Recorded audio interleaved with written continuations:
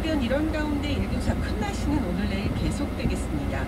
내일은 낮 최고는 20도에서 26도 사이가 예상이 됐고 오늘 같은 경우 서울의 경우 26도 안팎 내다보고 있습니다. 지금도 비슷한 기온을 가리키고 있고요. 서울은 지금 25.4도를 가리키고 있는 상황입니다.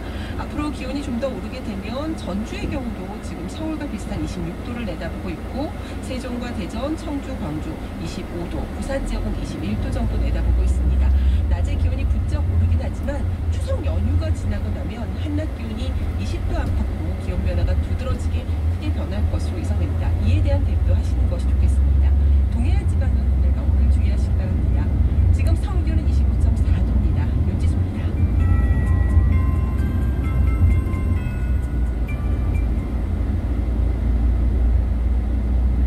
한국인의 중심 채널 KBS 1라디오가 2시를 알려드립니다.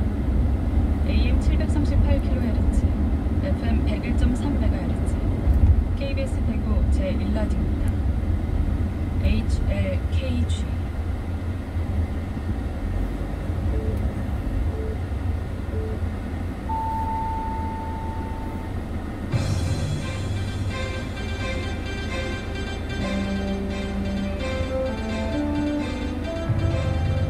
뉴스 중계탑. 여러분 안녕하십니까? 김철민입니다.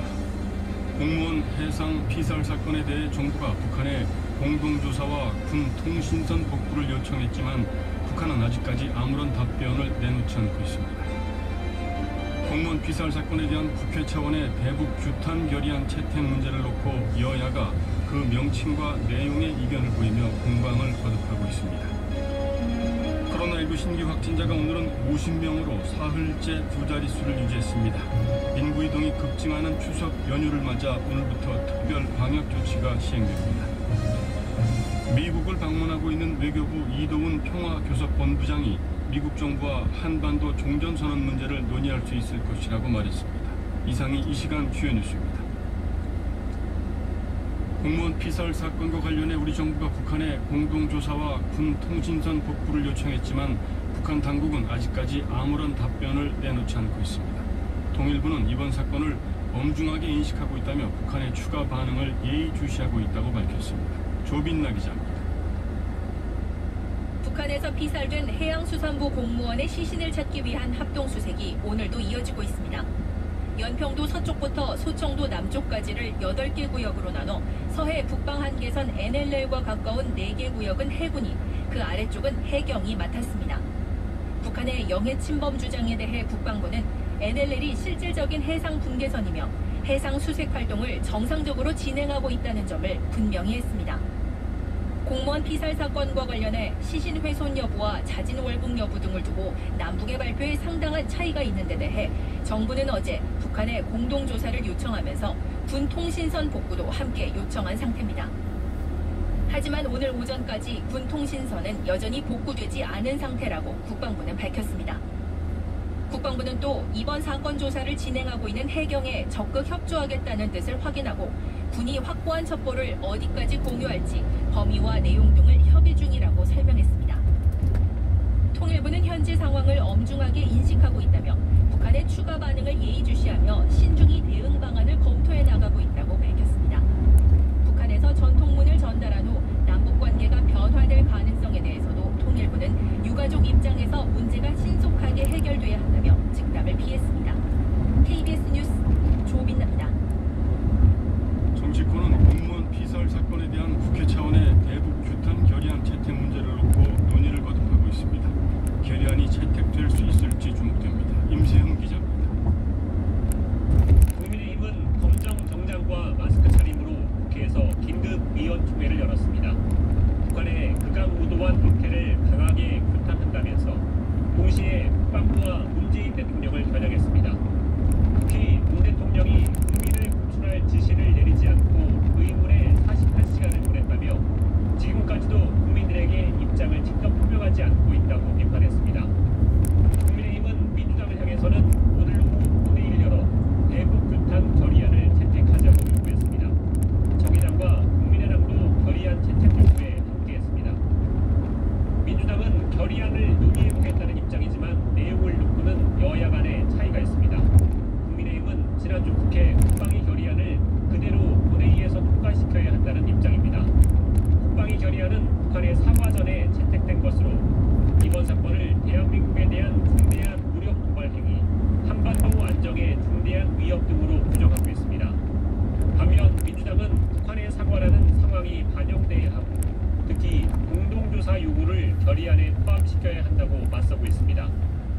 결의안 문구 조율이 이루어져야 여야는 오후에 본회의를 열어 결의안을 채택하게 됩니다. 민주당은 북한의 공동조사 수용을 촉구하면서 국민의힘의 공세에 대해서는 국정 흔들기, 북풍 정치라고 비판했습니다. KBS 뉴스 임세웅입니다. 외교부의 이도훈 평화교섭본부장이 미국을 방문했습니다. 종전선언 논의를 할 것이냐는 질문에 미국과 이야기하면 공감대가 있을 수 있다고 말했습니다. 버지니아 김은규 특파원입니다. 석 달 만에 미국을 다시 찾은 외교부 이도훈 본부장은 북미 간 종전선언은 당연히 미국과 논의할 것이라고 말했습니다. 그러면 종전선언이 미 대선을 앞두고 깜짝 실행될 가능성이 있냐는 질문에 신중했습니다. 하지만 모든 것이 북한에 달려있는 만큼 지켜볼 수밖에 없는 입장이라고도 했습니다. 이 본부장에 앞서 지난 16일 김현종 청와대 안보실 2차장이 미국을 방문했고, 이에 앞서 최종건 외교부 1차관도 미국을 찾은 바 있습니다. 문 대통령이 유엔 총회 연설에서 종전선언에 대한 지지를 국제사회에 호소하기 전 일들입니다. 이도훈 본부장은 북한이 한국 공무원을 사살한 사건에 대해 미 국무부가 한국 정부 입장을 전폭 지지한다는 입장을 낸 이상 공조 방법을 중점적으로 논의하겠다고 말했습니다. 버지니아에서 KBS 뉴스 김은규입니다. 폼페이오 미 국무장관이 다음 달 초 방한할 것으로 알려진 가운데 중국의 왕이 외교부장도 다음 달 방한을 추진 중인 것으로 확인됐습니다. 김경진 기자입니다. 왕이 중국 외교부장이 다음 달 한국을 찾는 방안을 한중 외교당국이 협의 중인 것으로 KBS 취재 결과 확인됐습니다. 외교 소식통은 왕이 외교부장의 방안을 협의 중이지만 아직 시기와 형식은 정해지지 않았다고 말했습니다. 왕이 외교부장 방안이 성사되면 지난해 12월 이후 10개월 만입니다. 중국 외교사령탑인 양제츠 국무위원이 지난달 방한했는데 왕이 외교부장이 또 한국을 찾는 건 이례적입니다. 이번 방안은 왕이 부장이 스가 요시히데 신임 일본 총리를 만나기 위해 일본을 찾으면서 함께 추진되는 것으로 전해졌습니다. 10월 7일쯤 폼페이오 미국 국무장관이 한국과 일본을 찾는데 왕이 부장도 비슷한 시기에 오는 방안을 논의 중인 것으로 전해졌습니다. 왕이 부장이 오면 우선 한중 간 협력 강화 방안을 논의할 것으로 보입니다. 최근 싱하이밍 주한 중국 대사는 경제와 보건 등 5개 분야에서 상시적 협력체를 만들어 한중 협력을 강화해야 한다고 구상을 밝히기도 했습니다. 미중 갈등 속 한국 끌어들이기도 목표가 될 전망입니다. 최근 김현종 국가안보실 2차장과 최종건 외교부 1차관, 이도훈 한반도 평화교섭본부장까지 미국을 방문했습니다. 빌링슬리 미 국무부 군비통제 대통령 특사는 어제 방한해 오늘 외교부에서 협의를 진행합니다. 여기에 다음 달 초 폼페이오 국무장관 방한까지 예정되자 견제에 나선 겁니다. 격화되는 미중 갈등 속 한반도 외교전이 예고되면서 한국의 포인트 될 전망입니다. KBS 뉴스 김경진입니다. 다음은 스포츠 소식입니다. 영국 프로축구 프리미어리그에서 최고의 활약을 보여주고 있던 토트넘의 손흥민 선수가 부상을 당했다는 소식이 들려왔습니다. 취재기자 연결해서 자세한 얘기 나눠보도록 하겠습니다.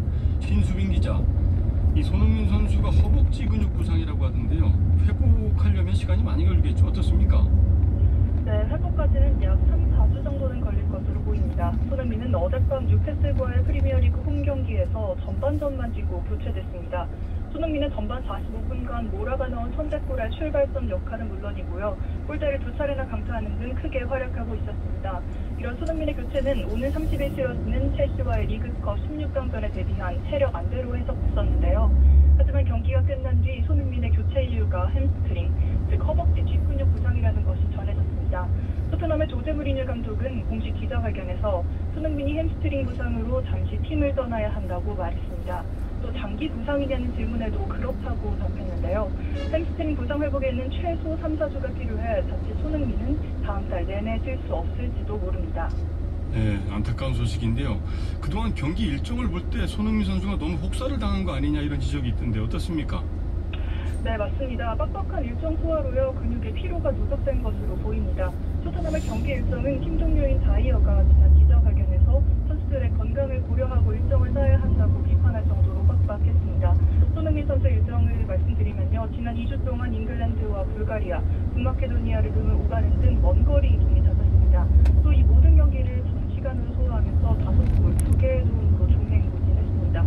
체력적 부담이 없을 수 없는 일정입니다. 손흥민 선수가 특히 폭발적인 속도로 경기를 운영한다는 점에서 스타트서점에서 골을 던진 해조의 시작을 알렸던 손흥민 선수기예요. 더욱 안타까운 소식입니다. 네, 그렇군요. 이번에 국내 프로야구 소식 좀 알아보죠. 프로야구 막내 구단인 KT 돌풍이 거세다고요. 네, 어제도 LG를 꺾고 단독 3위로 도약한 KT가 가을 야구를 넘어서 선두권 경쟁에 뛰어들었습니다. 약 400m 앞 60km 구간인데요.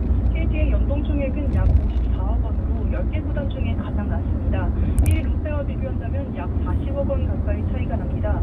프로스포츠는 자본의 싸움이라는 말이 있는데요. KT가 그 말을 뒤집고 3위로 고공행진 중입니다. 무명 선수들이 특히 돋보입니다. 9월에만 끝내기를 3번이나 쓴 배성재, 3할 가까운 타율의 팀 리드 조용호 등 익숙지 않은 선수들이 타선을 이끕니다. 마운드에서도 물론인데요. 배재성과 김민수 등 크게 유명하지 않은 선발들이 활약 중입니다. 무명의 선수들을 발굴한 이병철 감독의 노련한 지도력도 한몫을 하고 있습니다. 막내 구단이 상단top 가을 야구 그 이상을 넘보고 있어서 프로야구에 재미를 더하고 있습니다. 프로야구 현재 순위 마지막으로 정리하면요. NC가 2위 키움과 5경기 차로 선두입니다. 이어 KT와 LG, 두산이 차례로 가을 야구 진출을 향해 진격 중입니다. 하지만 기아가 5위와 한 경기 차로 6위, 롯데가 4경기 차 7위로 바짝 쫓고 있는 만큼 시즌 마지막 날까지 순위를 알 수 없는 경쟁이 이어질 예정입니다. 지금까지 스포츠 취재부에서 KBS 뉴스 손수빈입니다. 네, 코로나19 신규 확진자가 오늘은 50명으로 집계됐습니다. 방역당국은 9월에만 사망자가 80명에 달하는 등 불안한 상황이 계속되고 있다고 밝혔습니다. 황정호 기자입니다. 서울 도봉구 노인 보호시설 예마르 데이케어 센터에서 발생한 집단 감염 인근 사우나 시설로 먼저 이 사우나 관련 확진자가 3명 추가됐습니다. 역학조사에서 해당 데이케어 센터 이용자인 확진자가 사우나를 방문했고 이 확진자와 접촉한 사우나 직원과 이용자들이 추가 감염된 것으로 확인됐습니다. 서울 관악구 삼모 스포렉스 사우나 관련 확진자도 4명이 늘어 누적 확진자는 29명입니다. 또 강남구 대호 디오빌 플러스 관련 1명, 신도림 역사 관련 1명, 강남구 DY 디벨로먼트 관련 1명이 각각 늘었습니다. 이렇게 산발적인 집단 감염이 이어지는 가운데 서울시는 음식점, PC방, 노래방 등 코로나19 사회적 거리두기로 인해 영업 타격이 큰 업종에 대해 0%대 초저금리 융자를 지원하기로 했습니다. 지원 대상은 콜라텍과 유흥주점을 제외한 대부분의 집합금지 제한 업종으로 업체당 최대 1억 원까지 총 지원 한도는 3천억 원 규모입니다. 한편 방역당국은 이달에만 코로나19로 숨진 사람이 80명에 달한다고 밝혔습니다. 지금까지 누적 사망자 400명의 20%를 차지합니다. 또 위중증 환자 가운데 고령자 비율이 높은 것은 매우 우려스럽다고 강조했습니다. 방역당국은 이와 함께 추석 연휴 기간 마음 돌봄과 관련된 이른바 쉼 프로젝트에 대해 강조했습니다. 코로나19 장기화로 우울과 불안감을 호소하는 사람들이 늘어나면서 심리 지원도 강화합니다. 방역당국은 상담 전화인 1393 상담원 인력에 오늘부터 상담 가능한 12명을 단기 파견하고 자원봉사자도 다음 달부터 투입할 예정입니다. 한편 정부는 개천절 서울 집회신고 1180사건 가운데 137건의 금지 통고를 했다고 밝혔습니다. 10명 미만이 모이는 집회라고 하더라도 확산 위험이 있다면 금지한다고 설명했습니다. 정부는 방역에 만전을 기하겠다며 최대한 외출과 접촉을 자제해달라고 호소했습니다. KBS 뉴스 황정호입니다. 코로나19로 인한 전 세계 사망자가 100만 명을 넘어섰습니다. 중국에서 첫 환자가 보고된 이후 9개월 만입니다. 그런데 백신이 보급되기 전에 100만 명이 더 숨질 수 있다는 비관적 전망이 나왔습니다. 베를린 유광석 특파원입니다. 지난해 12월 말 중국 우한에서 첫 환자가 발생한 지 9개월, 코로나19로 숨진 전 세계 사망자가 100만 명을 넘었습니다. 사망자가 가장 많은 국가는 미국으로 20만 9천여 명입니다. 베트남전과 한국전쟁, 이라크전 등 미국이 20세기 이후 치른 5대 전쟁의 전사자를 합친 숫자보다 9만 5천여 명이 많습니다. 미국 다음으론 브라질 14만 1천여 명, 인도 9만 4천여 명의 순입니다. 이달 들어선 매일 5, 6천 명의 사망자가 나오고 있는데 향후 전망도 어둡습니다. 현재 전 세계 누적 확진자 수는 3,300여만 명, 특히 북반구가 곧 겨울로 들어서면서 확산세가 가팔라질 것이란 관측이 나오고 있습니다. 코로나19와 독감이 동시에 유행하는 이른바 트윈데믹 우려도 큽니다. 약 400m 앞 60km 신호 위반 과속 단속 구간입니다. 백신이 보급되기 전에 코로나19 누적 사망자가 200만 명에 이를 수 있다고 경고했습니다. 이처럼 확진자와 사망자가 계속 증가하고 있지만 각국은 통제 조치를 다시 강화하는 데 주저하고 있습니다. 1차 유행 때 강력한 봉쇄 조치를 취했다 급격한 경기 침체에 직면한 경험, 여기에다 일부 국민들의 거센 저항이 발목을 잡고 있기 때문입니다. 베를린에서 KBS 뉴스 유광석입니다. 트럼프 미국 대통령이 별세한 긴즈버그 대법관 후임으로 보수 성향의 판사를 새 대법관 후보로 지명하면서 미국 정치권의 후폭풍이 거셉니다. 뉴욕의 한보경 특파원입니다. 트럼프 대통령은 베럿 판사를 신임 대법관으로 지명하는 자리에서도 상원 의원들에게 신속한 인준 절차를 밟아줄 것을 거듭 당부했습니다. 논란의 여지 없이 간단하고 신속하게 인준될 것이라며 자신감도 내비쳤습니다. 공화당도 베럿 대법관 지명자에 대한 청문회를 다음 달 12일엔 개최해서 늦어도 다음 달 말에, 그러니까 대통령 선거 전엔 인준 절차를 마무리 짓겠다는 방침입니다. 베럿 판사가 대법관에 최종 임명되면 미국 대법관 수는 6대3으로 보수 성향의 대법관들이 절대 우위를 점하게 됩니다. 민주당은 강하게 반발하고 있습니다. 이른바 오바마 케어에 대한 대법원 심리가 당장 11월에 열릴 예정이라 트럼프 대통령이 대법관 인준을 서두르고 있다고 비난했습니다. 조 바이든 민주당 대선 후보도 대법관 인선 작업은 대선 이후로 연기돼야 한다고 촉구했습니다. 국민들이 트럼프 대통령을 선택하지 않으면 대법관 지명은 철회돼야 한다고 했습니다. 대법관 지명 문제가 한 달여 남은 대선에 여야 간 최대 쟁점으로 떠오른 가운데 현지 시간 내일 저녁 트럼프, 바이든 두 후보 간의 첫 TV 대선 토론회가 열립니다. 코로나19와 경제 그리고 인종 문제 등 현재 미국 내 최대 현안들이 주제로 예정돼 있어 초미의 관심이 쏠리고 있습니다. 뉴욕에서 KBS 뉴스 한보경입니다. 이어서 간추린 뉴스를 최원정 아나운서가 전해드립니다. 5G와 태양광 발전 등 정책형 뉴딜 펀드 투자 분야에 대한 가이드라인이 나왔습니다. 정부는 오늘 관계 장관 회의를 열어 이런 내용이 담긴 국민 참여형 한국판 뉴딜 펀드 후속 조치 추진 방안을 발표했습니다. 발표 내용을 보면 정부는 현재 운용 중인 혁신성장 공동기준을 바탕으로 뉴딜 펀드 투자가 가능한 40개 분야를 뽑고 197개 품목을 사례로 제시했습니다. 디지털 뉴딜에선 로봇, 항공, 우주, 에너지 효율 향상, 스마트팜 등이 뽑혔고 그린 뉴딜 분야에서는 신제조 공정, 차세대 동력장치, 바이오 소재, 신재생에너지 등이 정해졌습니다. 세종시 이전기관 종사자를 위한 아파트 특별공급이 무주택자 우선으로 개편됩니다. 1주택자는 특별공급에 당첨됐을 경우 기존 주택을 매각해야 합니다. 행정중심복합도시건설청은 앞으로 이전기관 특별공급 주택의 50%를 무주택자에게 우선 공급하고 1주택자는 특별공급에 당첨됐을 경우 입주 가능일로부터 6개월 안에 기존 주택을 처분하도록 제도를 개선한다고 오늘 밝혔습니다. 만약 입주 가능일로부터 6개월 안에 기존 주택을 처분하지 않을 경우 계약은 무효가 된다고 행복청은 설명했습니다. 서울 서초경찰서 경찰관이 탈북민 신변보호 업무를 담당하면서 여성을 성폭행했다는 혐의를 보고받고도 아무 조처를 하지 않았다는 의혹을 받는 서울... 경기 기업이 있는데 마을 기업 중심으로 들어와 있고 품목은 100개 정도가 들어와 있습니다. 저희 이제 마을 기업을 한 지 5년 정도 됐는데 실질적으로 이제 매출이나 그리고 여러 가지 마케팅적인 면에서는 미비하기 때문에 어려움이 있었고요. 마을 기업 상생샵을 통해서 꾸준히 이렇게 한 공간에서 팔 수 있다는 거는 좀 들뜬 마음으로 시작하게 됐습니다. 그러니까 특히 이제 명절을 앞두고 있어서 판매량이 좀 늘어나고 있는 것 같습니다. 안정적으로 이제 거래처가 하나 생겼기 때문에 또한 이게 대형마트라는 게 또 굉장히 큰 메리트가 있습니다. 네, 말씀 들어보니까 일단 뭐 안정적으로 판매가 되고 매출도 좀 늘었다고 해서 다행이라는 생각은 들어요. 네. 우수한 제품들이 많이 홍보가 돼야 할 텐데 어떤 제품들이 전시 판매되고 있는 건가요? 네, 뭐 식품이나 수공예 또 공산품 위주로 좀 다양한 제품들 120여 개가 들어와 있는데요. 광주 5.18을 상징하는 5월 쿠키도 있고요. 두부나 김, 부각과 같은 신선한 식품, 또 광주 무등산에 서식하고 있는 수리부엉이를 본따서 만든 수공예품도 있습니다. 이 마을기업 상생샵은 광주에서는 이번 달 3일에 정식으로 문을 열었는데 지금 한 달 정도 되어가는 시점이잖아요.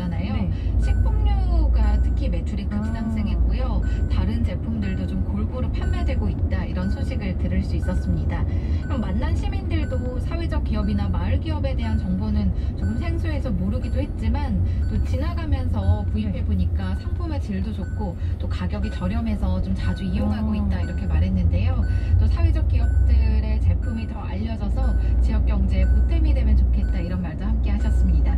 시민들의 반응에 이어서 허윤성 국장의 이야기 더 들어보시죠. 진짜 고소해요. 좋죠. 왔다 갔다 하면서 멀리 안 나가고 최고 좋아요. 여기는 여기 식품도 믿을 수 있고 수공예품들이 많이 있어가지고 특이한 물건들을 접할 수 있어서 자주 구매하게 됩니다. 직접 판매하는 곳이 드물고 앞으로 이러한 것들이 우리 광주에서 어느 발전했으면 좋겠습니다. 이곳을 중심으로 해서 시민들께 약 400m 앞 마을의 60km 제품들, 구간입니다. 또 사회적 경제의 제품들을 충분히 시장성을 가지고 있고 제품도 좋구나 이런 걸 홍보할 수 있는 계기가 이곳으로부터 시작한다 이렇게 생각되고 현재 다른 유통업체 측에서도 관심을 가지고 보고 있고 입점을 시키려는 계획을 가지고 있는 것으로 알고 있습니다. 많이들 관심 가져주시고 좋은 제품 또 지금 명절 앞두고 행사도 하고 있으니까 구매해 주시면 감사하겠습니다. 네, 행정안전부는 강원도 원주에 있는 한 대형마트에도 마을기업 상생시장 2호점 문을 열었고요. 또 참여할 전국 지자체들 공모도 받을 예정입니다. 또 이에 발맞춰서 광주시 역시 사회적 경제기업 제품의 판로를 지원하고 있는데요. 자, 명절 네, 인천광역시도 추석 연휴 기간 동안 24시간 종합대책반을 운영하는데요. 연휴 동안 낚시 여선 이용객이 늘어날 것으로 보고 지난 25일부터 항구와 포구에 대한 방역 점검을 실시하고 있습니다. 10월 11일까지 마스크 착용, 발열 증상 점검 등 낚시 여선 내 거리두기 지침 이행 여부를 확인할 예정입니다. 또 선별진료소, 감염병 전담병원이나 생활치료센터 운영 등 촘촘한 응급 의료체계 구축으로요. 비상 대응 체계를 강화할 방침인데요. 가천대 길병원을 비롯한 19개 응급 의료기관은 연휴 기간 동안 24시간 비상 진료를 합니다. 인천 지역 병의원과 공공 심야약국 8곳을 비롯한 휴일 지킴이 약국도 연휴 기간 중 지정 일자에 문을 여니까요. 자세한 사항은 응급의료정보센터 홈페이지 그리고 보건복지부나 인천시 홈페이지 등에서 참고하시면 되겠습니다. 확진자 수가 두 자릿수로 다소 진정세를 보이고는 있지만 뭐 아직 안심할 상황은 아닌 거죠. 네, 이번 추석 연휴가 코로나19 확산세를 꺾을 중대 고비라고 하잖아요. 맞아요. 네, 고향 방문뿐만 아니라 여러 사람이 일시에 몰려드는 여행지도 위험하기는 마찬가지인데요. 최대한 장거리 이동을 자제하고 다중 이용 시설은 최소한으로 이용하기 그리고 방역 수칙 준수하기 등을 꼭 기억하셔야겠습니다. 네. 이어지는 소식은 경기도 고양시 얘기인데 전국 최초로 안심콜 서비스를 시작했다고요? 설명 좀 해주세요. 네, 경기 고양시 덕양구에서 지난 9일부터 구청 및 동행정복지센터 출입자를 대상으로 안심콜 출입관리 시스템을 전국 최초로 도입했습니다. 이 안심콜 서비스는요, 특정 시설에 출입할 때 안내된 전화번호로 전화를 걸면 전화번호와 방문 일시 등 기록이 서버에 남아서 자동으로 출입 등록이 되는 시스템인데요. 정보는 4주 후에 자동 삭제되기 때문에 개인정보 유출 우려가 없고요. 또 쉽고 간편해서 빈틈없는 출입자 관리가 가능하다고 합니다. 아, 요즘 어디를 가더라도 출입 명부 작성하거나 QR코드 인증해야 하잖아요. 네. 이거보다는 간편할 것 같고 좋은 방법 같아요. 네, 요즘 다중 이용시설을 방문할 때 출입 명부를 직접 작성하거나 또 QR코드 인증을 꼭 해야 하죠. 그런데 수기로 명부를 작성하는 방식은 개인정보가 유출될 우려가 있고 또 정보를 허위로 기재할 수도 있어서 신뢰도 문제가 제기되었고요. 또 QR코드를 활용한 전자출입명부의 경우에는 스마트폰에 익숙하지 않은 어르신 등 정보 취약계층이 사용하기 어렵다는 단점이 있었는데요. 이번에 고양시에서 실시하는 안심콜 출입관리 서비스가 이런 번거로움을 줄여줄 것으로 기대하고 있습니다. 네, 정보가 4주 후에 자동으로 삭제돼서 개인정보 유출 우려가 없다. 이 점이 또 안심이 되네요. 네, 휴대전화만 있으면 누구나 쉽게 이용 가능한 점, 또 출입 소요 시간이 단축되는 점뿐만 아니라 보다 정확한 정보 수급으로 신뢰도가 높고요. 코로나19 확진자 이동 경로 파악도 쉬워져서 신속한 대응도 가능한 점이 높게 평가받고 있습니다. 이 안심콜 출입관리 시스템이 전국으로 확대 시행된다면서요? 네, 지난 11일 개인정보보호위원회가 개인정보보호 강화를 위한 대책으로 고양시 안심코를 자세히 살펴가면서 전국적으로 확대 시행할 계획이라고 밝혔는데요. 네, 이미 드라이브스루형 안심카 선별 주유소가 우수한 방역 사례로 세계적으로 인정을 받은 전례가 있는 만큼 고양시는 앞으로도 안심카, 안심콜처럼 다양한 아이디어로 시민 곁으로 다가서는 행정을 실천할 예정이라고 합니다. 네. 소식 잘 들었습니다. 네, 지금까지 경인센터였습니다. 경인 지역 소식 조은민 아나운서였습니다.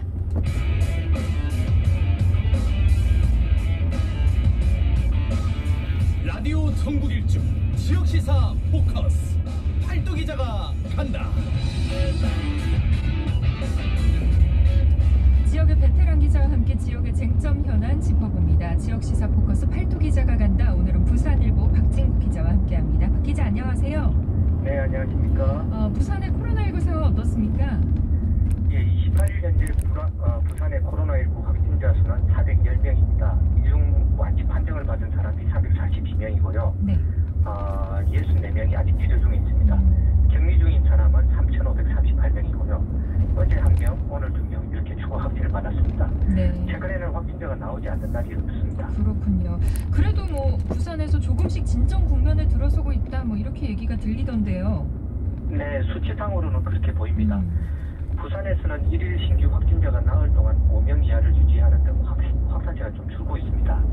부산시 1일 신규 확진자 추이를 보면 지난 20일에서 23일 동안 나흘 동안은 5명 이상이 매일 나왔거든요. 그런데 다시 이제 그 확진자 수가 줄어서 24일부터 28일까지 닷새 동안에는 5명 이하로 내려갔습니다. 그러나 어제 27일날 감염 경로를 알 수 없는 깜깜이 확진자 1명이 나왔고요. 네. 오늘도 2명이 추가로 확진되어서 긴장의 끈을 놓지 못하고 있습니다. 네. 부산에서는 대학교와 중고등학교처럼 학교발 집단 감염 사태가 나왔잖아요. 그래서 학교 방역당국에 비상이 걸리기도 했었죠. 네, 그렇습니다. 우리 가족도 4명 모두 지금 자가격리 중이거든요. 아, 그래요? 예. 대학교 부산에서 굉장히 큰 대학교인데 동아대학교에에서 집단 감염이 발생했고요. 중고등학교에서도 계속 가끔씩 나오고 있습니다. 학교는 학생 수가 워낙 많고 또 가족들까지 합치면 잠재 감염이나 확산 요소가 무척 긴장하지 않을 수 없는데요. 가장 좀 난리가 났던 때가 지난 16일 부산의 명문사학인 동아대가 대면 수업을 시작했거든요. 그런데 그 다음날 동아대 국민 캠퍼스에서 코로나19 정상 발현자가 2명이 나왔습니다. 검사를 했더니 모두 확진 판정이 났는데요. 문제는 이 두 학생이 기숙사에 거주하면서 학과 강의와 동아리 활동을 아주 열심히 했습니다. 그 결과 동아대 국민 캠퍼스 관련 확진자만 부산에서 13명, 경남에서 1명, 모두 14명이 나왔습니다. 또 중학교와 고등학교에 다니는 형제가 각각 확진 판정을 받았는데 아마 할머니로부터 올만 걸로 이제 추정이 되는데요. 두 학교가 발칵 뒤집어지기도 했습니다만 밀접 접촉자 수백 명을 조사했는데 아직 확진자가 없어서 가슴을 쓸어내리고 있습니다. 그나마 뭐 다행이라고 해야 할까요? 참. 근데 또 택시 기사가 감염된 줄 모르고 운행한 사례도 있던데요. 탑승했던 승객들은 모두 찾아냈나요? 쉬운 일이